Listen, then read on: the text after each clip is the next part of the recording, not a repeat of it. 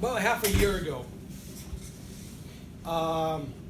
since we live in Lompoc, and I almost had nothing to do as a ministry-wise. I mean, I always have something to do, having 4 kids and a beautiful wife. But ministry-wise, we almost had nothing to do. So I talked to a local pastor, and I said, since my schedule is, not full whatsoever, I can do. You will be doing worship service as you do worship service, but I can cover Bible study after worship service. And we'll go through Old Testament passages in the lectionary. And he said, yeah, that will be a great idea. So as soon as we did, I think 2 or 3 of them, I started to get some pulpit supply calls. So what happened is we started to record them and upload them to YouTube. So if you will go to YouTube, I don't want to erase that, that's important. YouTube and com and look for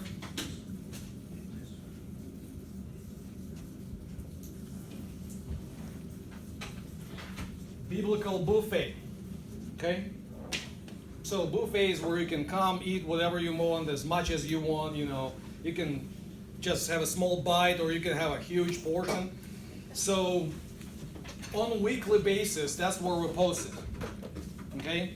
So for, as I said, about half a year, we have them mostly Old Testament lectionary readings, but sometimes we have some New Testament stuff. Sometimes we have a hymn or two, playing, my wife saying beautiful, what was that?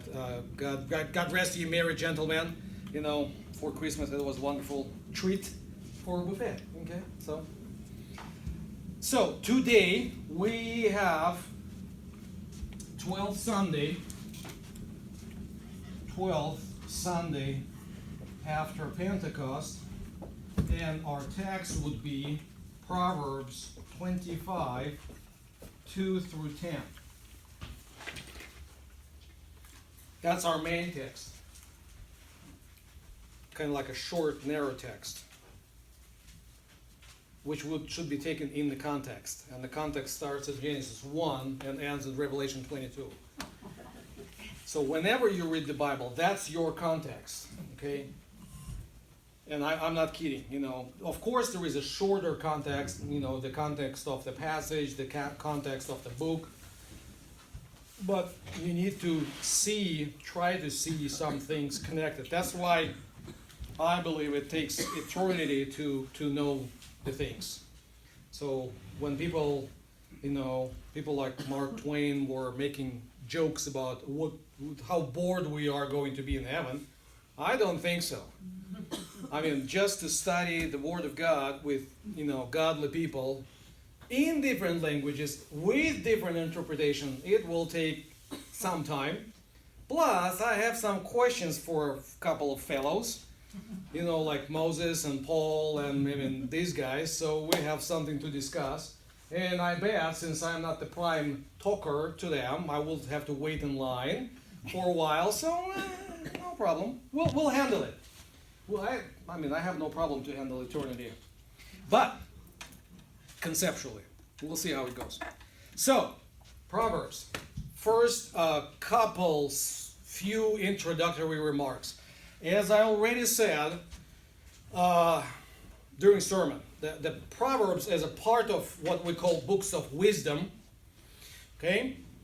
And sometimes when we think about wisdom, it's kind of like a divine or sayings of the sages who are, sitting, enjoying the end of their life, and they came up with this life experience, and that's what it is.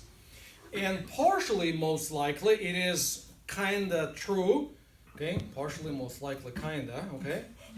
And then it's true, okay? Because we don't know how old Solomon was when he wrote it.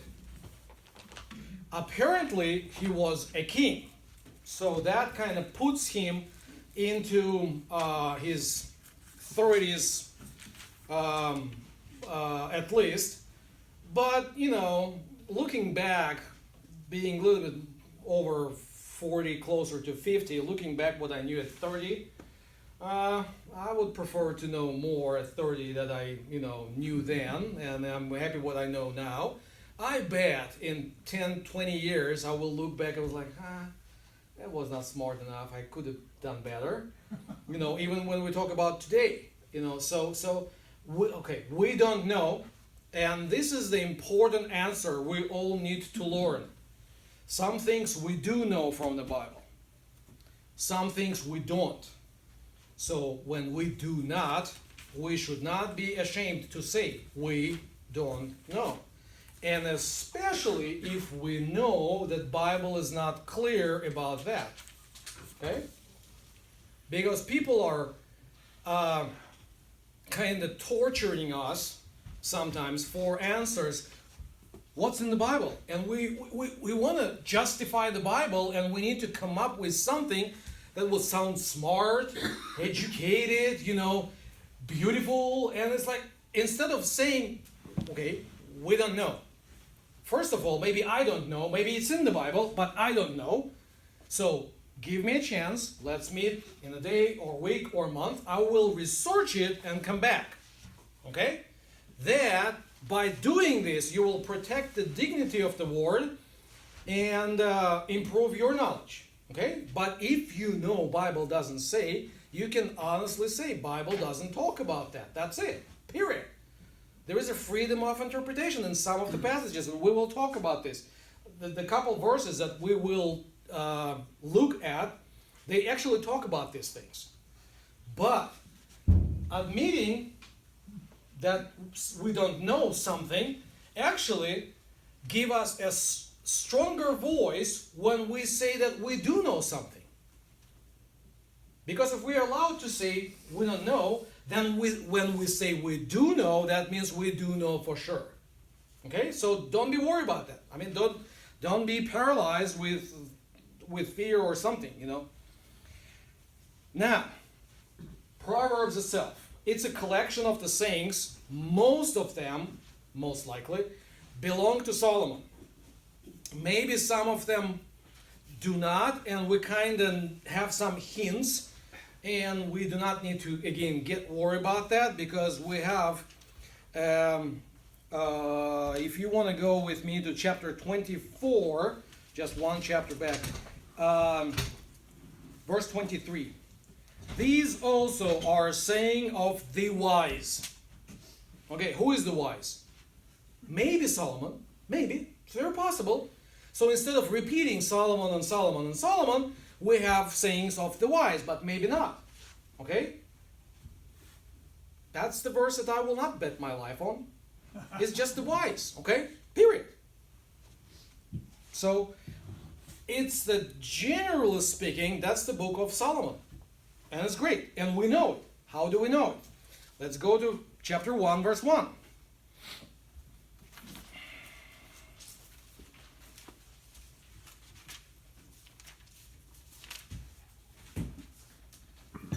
Proverbs of Solomon, son of David, king of Israel. Maybe historians someday will find out that there was another guy named Solomon. His father also was named David, and he was a king of Israel, and that's not the guy that we are thinking about. But as of today, we do not have any of historical knowledge about another Solomon. That's Solomon. To make sure it is Solomon, let's go to chapter 10.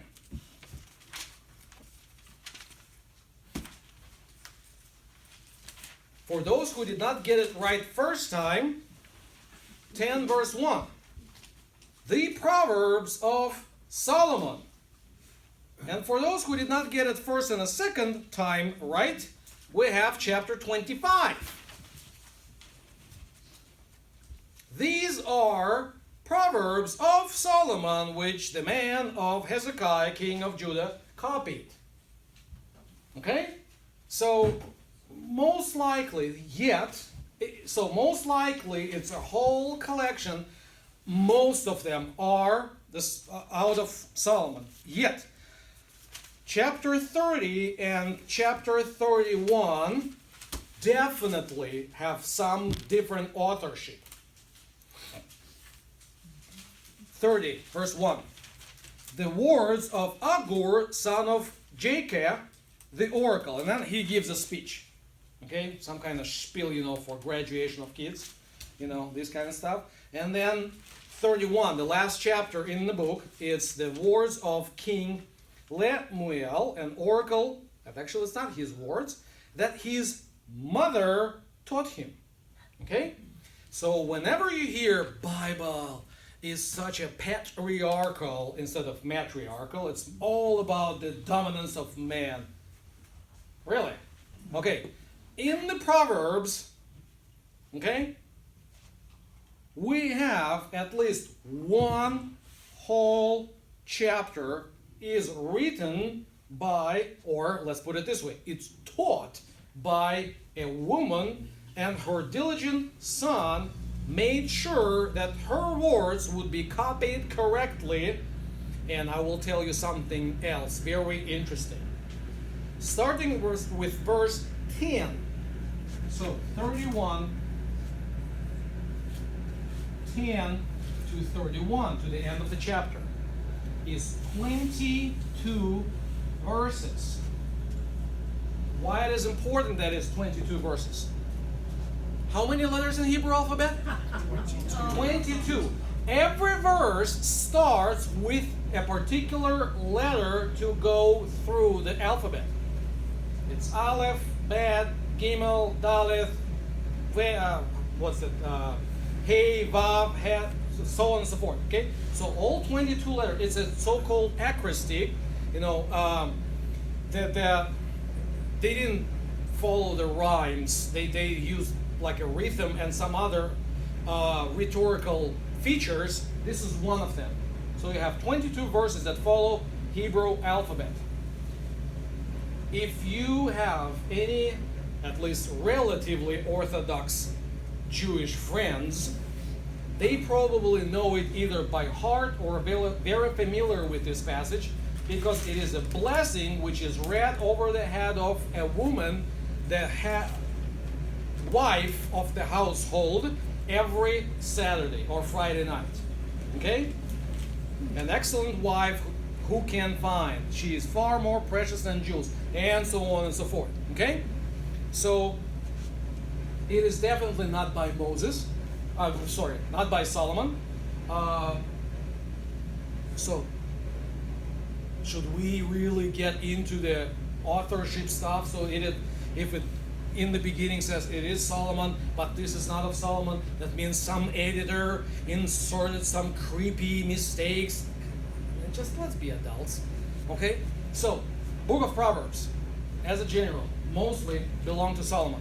Some parts are obviously labeled, so we do not need to fight about them. Now let us go into our passage. So 25 does not start with our passage does not start with verse 1 for whatever reason. I have no clue why liturgical committee didn't start it with verse 1, why they left actually important passage, that these are Proverbs of Solomon, which man of Hezekiah, king of Judah, copied. Why it is important? Because it actually gives us a very important historical clue. Okay, in the timeline, we need to understand how things develop. Unlike in other religions, let's put it this way, we did not get Bibles straight from heaven in golden plates, boom, and now we have it. Okay, it took some time. Some time actually is roughly at least 14 centuries. Okay, it took Bible to be put together, roughly from Moses. So if this is the time of the cross, okay, let's put it this way. So everything goes here would be AD. So that's where our New Testament starts. Okay, so in less than 70 years, I know it's not going to be in scale. In less than 70 years, we had our New Testament. Why do we know that it's 70 AD? In 70 AD, the temple was destroyed. Okay? None of those writings mention the destruction of the temple. none of them mention the ceasing of the sacrifices. Okay? All of them are liturgically based on all of the ideas that temple still stands, yet there is a greater one who represents temple himself. Okay? So that's the thing. So most likely by 70 AD we have our New Testament. Another date. So when we go this way, it's BC. So in 445,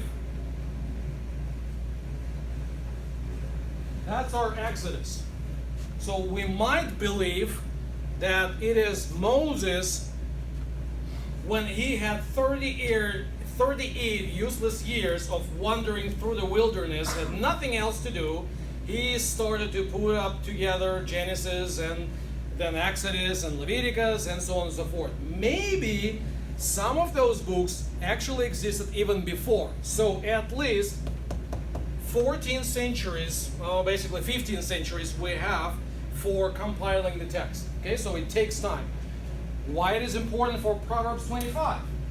In about 1,000 years BC, the temple of Solomon was built. Okay? Who is Hezekiah? Who is that guy? Hezekiah, he is a king, righteous king. All of them more or less righteous.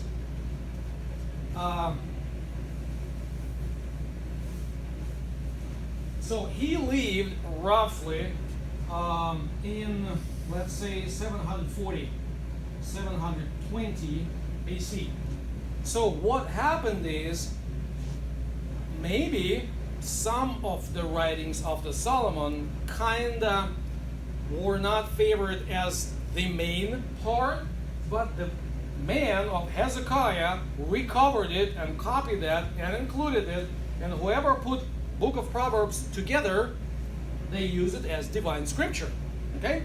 So, in this sense, we need to see that chapters 25, 26, 27, 28, 29 is kinda a dialogue. We can see it as a dialogue of two kings, or reflection of why Hezekiah thought it is important to include those statements by the previous great king Solomon who built the temple. Okay? So, what do we have in those verses? We will group them together, mostly by two, but sometimes we'll have a three. So, right, erase this stuff. So, verses 2 and 3 kind of go together. Let's read them. It is the glory of God to conceal things, but the glory of kings is to search things out. As the heaven for height and the earth for depth, so the heart of kings is unsearchable. Okay? So two things are in play here.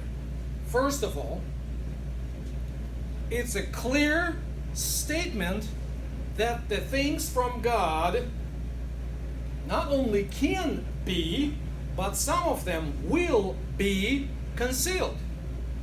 It is not understandable for everybody. It is understandable for those who use kingly wisdom to dig deeper. They dare to dig deeper, and they look for the meaning, and they look for open things up. Okay? So when people say, oh, I've read the Bible, didn't get anything. Huh, good, you just proved the Bible is right. Because God concealed it. It's right here. It's right in the text. There is important development that we have. If we go into book of Deuteronomy, the great sermon of Moses, you do know that the Deuteronomy mostly, like without last chapter, is one sermon of Moses. So when you think that sermon was too long, it's like, not funny. Or Paul, who was preaching through the night, and one fellow, fell off the, window, and Paul didn't even care to come, He was into his words, but so, okay. So Deuteronomy 29:29.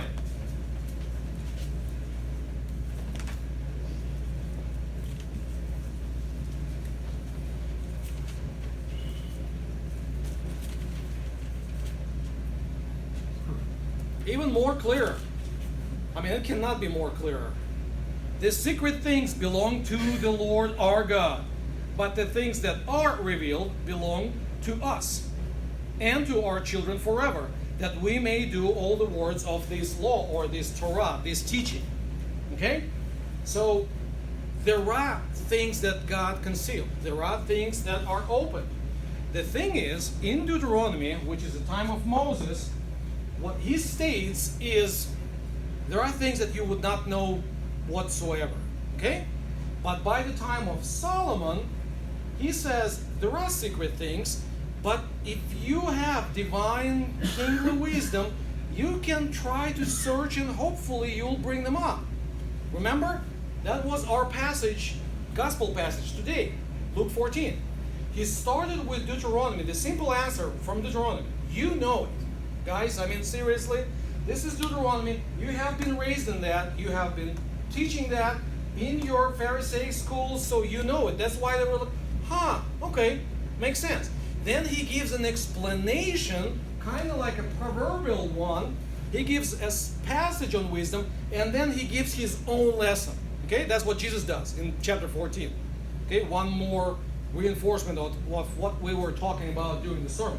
Here, we have statement in Deuteronomy that there are secret things, and they are secret. Period. They just belong to God. Boom.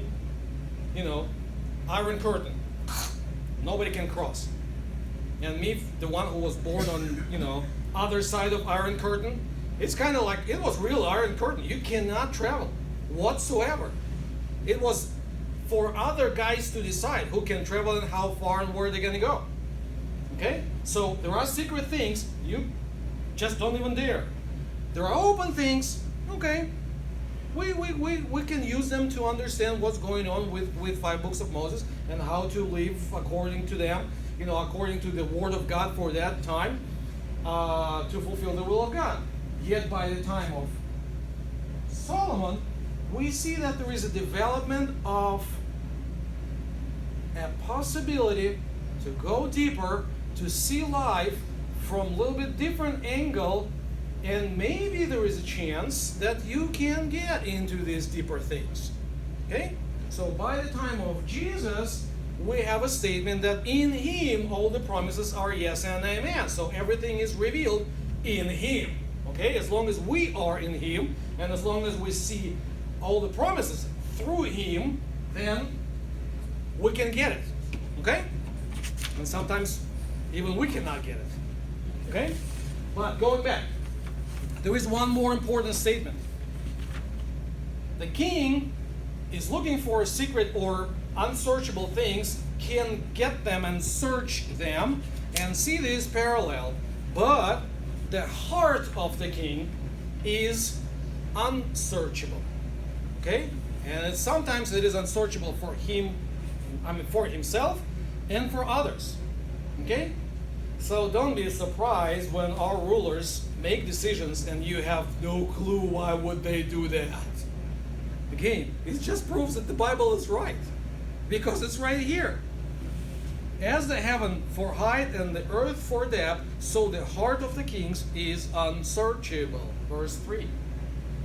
Okay? So, next block. Verses 4 and 5. Very practical one, I would say, but we'll see. Take away the dross from the silver, and the smith has material for a vessel. Take away the wicked from the presence of the king, and his throne will be established in righteousness. Okay? 2 things. One of them is he makes a comparison of relatively practical stuff, how things are made, with what we have among people. Okay? So the Proverbs are full of comparison. So you need to know something about animal life, you need to know about something about nature, the winds and clouds and, the mist and stuff like that. And sometimes it is helpful to know some things about, blacksmithing or, the doing the metal work. I don't do really serious metal work. I do metal fabrication, so I know how to bend metal. But I'm kind of familiar with this process. So what we have is you have a raw material that was dug out of the ground, okay? So you don't have a pure silver right off the ground and no, you can use it, okay? What you need to do is you have some kind of pot, you put it there, and when you melt it, your silver, being heavy thing, goes to the bottom, and the dross goes up, so you collect it, then you melt it again, and you do it few times, and that's how you get your pure silver, and then out of this pure silver, you can make a vessel. You can make a good, more expensive vessel, or you can have a ring, or you can use not silver but gold, and then you have something that man and a woman exchange, and they say, I do, okay? So this kind of cool thing, but that's how you do it. You need to get rid of the useless stuff, the things that drop the price of the future thing, because theoretically, you can use the same silver without taking the dross. The thing is, it will be just what? Poor quality. Therefore, it will be very cheap. But if you want to have a very precious vessel, you take the dross out. What it is compared with. I mean, see how these guys were genius. So he compares it with the governing of a country by a king. If you want to have a righteous throne or throne established in righteousness, what you need to do, that the surrounding of the king, those who give him advices, okay? Verse 5, take away the wicked from the presence of the king, and his throne will be established in righteousness. So this wicked guy or guys are compared with this dross, okay? So if you want to have a precious, righteous government, you need to take a wicked out of the council. And for our family reasons, we are going through some classes that would hopefully help us to become citizens of the United States of America. So we are studying the government and the laws and 3 branches of power, and I just recently found out that the president is not only he's not the only guy who makes the decisions, or actually he is the guy who makes the decisions, but he has 13, 14 guys in the cabinet? I mean, something like that. What? He's supposed to. Yeah, if they get appointed. I didn't say the president, I mean the guy, or someday maybe it will be the lady. So the person has a cabinet, okay? Are all of these positions filled? We are not going to go there. I mean, I already got in trouble in one congregation when I mentioned something about politics. So no, please, just spare me from that. What I mean is, he is, according to the system, let's put it this way, in ideal world of the United States, the ideal United States of America, he's supposed to have a cabinet with wise, ideal, righteous guys and girls, okay? So who will advise him how to live, okay? Not him to live, whatever, however he lives. How to run the country, okay? So that's important. And we have I wanted to say bad story, no. We have a good story of a bad king, okay? If you'll go, so the story of Solomon goes 1 Kings 1 through 11. And then in chapter 12, another story starts. And here is an important story that you might read at home, or you can take a glimpse. We're not going to reread it. I will just rephrase what's going on. What happened there is Solomon died in chapter 11. Gone. Okay? His son, Rehoboam, came to power.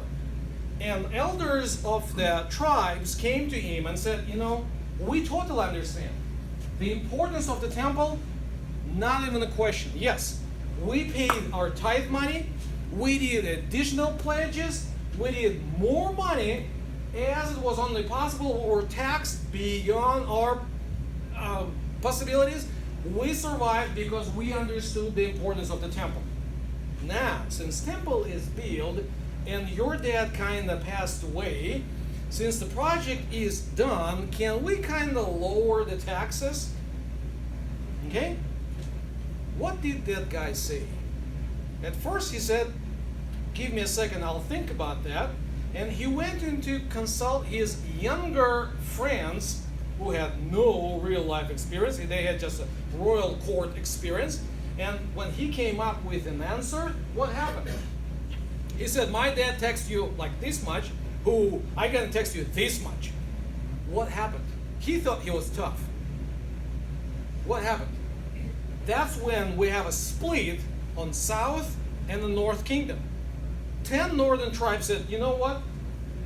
I'm not allowed to say that. Just forget about this guy. Let's put it this way. Be done with this guy. Okay? We're going to go our own way. Think about that. When we think about Israel, it's a relatively small strip of land. This is Galilean Sea. This is Dead Sea. This is Jordan. This is part of Mediterranean. And we think about north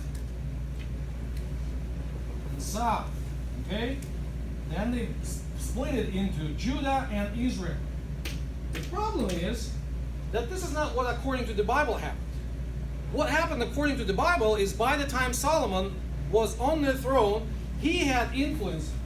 We use this map from Ethiopia here to India here. He was not ruling all of those countries, but he had influence.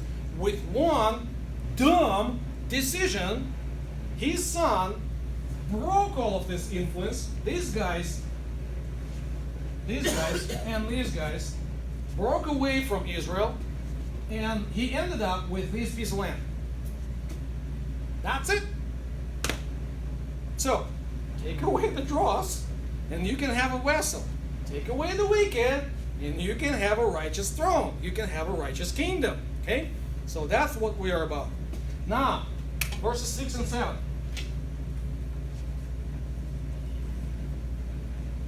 And I know you might have questions, and I have no problem with questions. But let's do it this way. If you have a question, write it down. Then we will have a lesson. We'll push the button off, and then you can ask questions. And then nobody will be able to accuse you of colluding with Russians. Because if your voice will be on Biblical Buffet and YouTube, you never know what will happen in the future. Okay, but seriously, 6 and 7, that's the verse that actually is a parallel to our passage in Luke, in chapter 14. Do not put yourself forward in a king's presence, or stand in his palace for the great, for it is better to be told, come up here, than to be put lower in the presence of another noble. Okay? So basically, that's Jesus rephrases it a little. He is not talking about the presence of a king. He said he brings up a story of what? Wedding banquet. But when we hear wedding banquet from Jesus' lips, especially in the context of Revelation 21 and 22, we kind of know what kind of wedding banquet we are talking about. It's not just a wedding banquet, it's the wedding banquet. And we know who is the bridegroom and who is the king at this wedding banquet. But what I'm trying to show you is, yes, he is God and man. So in his manly life, he knew the scripture. He knew not only in the sense, in the point of knowing by memorizing, but he knew how to apply it. Okay? So that's a great lesson we can learn. So, on one hand, as I said, it is a lesson on humility and maybe practical psychology. On the other hand, again, this is the teaching of the wisdom. What is the primary source of the wisdom? The fear of the Lord. And we need to always remember when we see term the king, and it's here, the king. Okay? The king in the Bible means Yahweh, or what we say, the Lord. Okay? So when not when you find yourself in the presence of a king, whatever king it is, the point is, in the presence of the king, you better kind of stay either wherever you are or just maybe take one step back. And as James says in his letter, and the Lord will lift you up.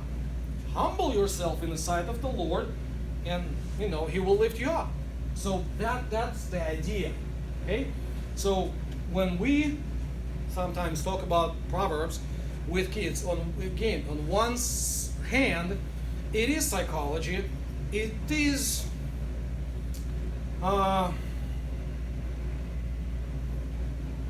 good life experience. So we not need to remove that and say like, oh, we just need divine inspiration, whatever, we don't. No. It is both of that, but it is more. Okay? Just please try to understand that.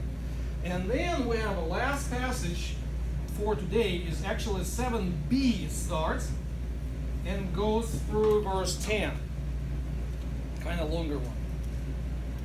What your eyes have seen, do not hastily bring into court. For what will you do in the end when your neighbor puts you to shame? Argue your case with your neighbor himself, and do not reveal another secret, lest he who hears you bring shame upon you, and your ill repute will have no end. Okay? Two things. Few things, let's put it this way. One of them, again, it's a great suggestion, but we find this passage in an even deeper development in two other places in New Testament. One of them is Matthew chapter 5. Let's go there. It's a Sermon on the Mountain.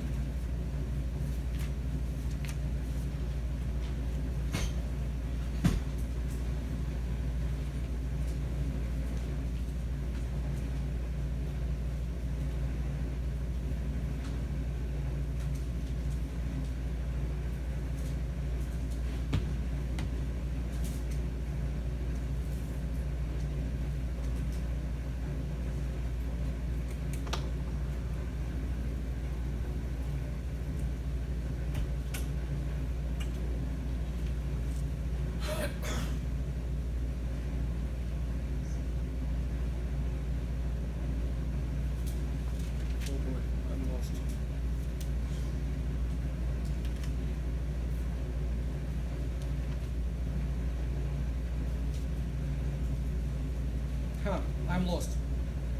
Sorry. So we have somewhere. I don't like this phrase. Somewhere we have that thing that don't go into court with your brother too fast. Leave. Oh no, it's almost here. Sorry, I'm still here. I'm fine. Kinda, yeah. 5 verses 25 to 26. So you have heard that it was said of old, you shall not murder, and whoever murders will be liable for judgment. But I say to you, everyone who is angry with his brother will be liable to a judgment. Okay, and whoever says you fool will be in the hell of fire. So if you have an offering or your gift at the altar, and there remember that your brother has something against you, leave your gift, that's that. Leave your gift there before the altar and go back. First be reconciled with your brother and then come to offer your gift. Okay? So that's kind of one parallel. So we need to straighten our what we would call horizontal relationship between human to human, then we can kind of maintain proper relationship with God. And it goes vice versa. You know, when God comes and we take His forgiveness, we accept His forgiveness, then we can share this forgiveness with others. But on the opposite, it's as I said, you know, it can be used other direction too. You know, we in the church it is often, you know, if we cannot have a peaceful relationship in our congregations, I mean, whatever we say about Christ, people will not come here. Period. It's just so simple. Okay. There is another thing. Partially on this Proverbs 25, we have another suggestion of Jesus is how to reconcile. Okay? In chapter 18, verses 15 to 18, if your brother sins against you, go and tell him his fault between you and him alone. And you know the paradigm. Okay? Then if he will not listen, you might want to bring some witnesses. Okay? Then if he will not listen, put him in front of the whole congregation. Only then you can kind of stop the relationship. Let's for simplification just put it this. Okay? Put it this way. But in real life, unfortunately, that's what we often find. So such and such did something against me. Okay, go and tell him. No, I don't want to talk about that. Why? If you don't want to talk about that, why don't you talk to me about that? And why don't you talk to him and to her and to this and to this? Talk to him. Okay? So first of all, we need to maintain as close as possible relationship with each other, even going through faults. You know, my personal observation before I will finish that whole lesson is usually people come to faith by observing faithful people going through troubles, not through joyful parts of their life. Because everybody joyful at the joyful part of the life. You know, the child is born, okay, you have a party. And it doesn't matter. I mean, you're Christian, you're Muslim, you're Jewish, you're pagan, you're atheist. It doesn't matter. I mean, everybody. How do you deal with loss of job, with loss of health, with loss of a reputation? How you and your neighbors deal with that? And when people see the dynamic of restoration of relationship, that's what really attracts them. When ancient people read the story of Jacob and Esau, I bet they were amazed. Why? Because in ancient cultures, the birth of twins is always a trouble. It's always a problem. In some cultures, they would go even so far that they would kill one of them. Why? Especially if it's twins of a noble person, of a king or a ruler. Why? That there will be no fight over throne. Okay? So they would kind of look who is healthier, you know, the weaker one would be gone. We have birth of twins, and we have a rivalry between them for X number of years. Which is okay, everybody would read it as like, oh yeah, same story. You know, different town, different country, but same story. And then in chapter 32 of Genesis, we see these guys kind of embracing each other. And then in chapter 36, Esau packs up from the land where he used to be and takes off.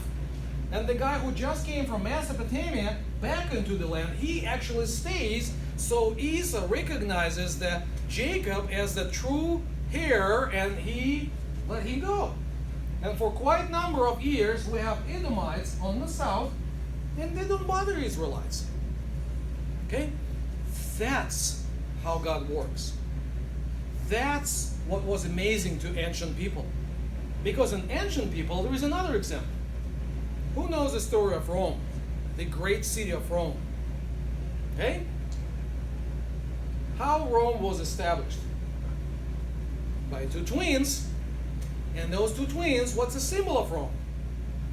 The wolf, she-wolf, who would breast nurse them, two of these guys.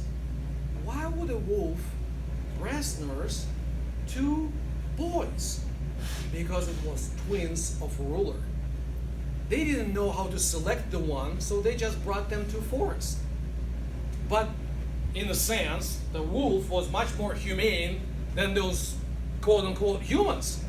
So she breast nursed them, but they could not escape from the same paradigm. So what ended up is one killed the other and founded a city on that spot.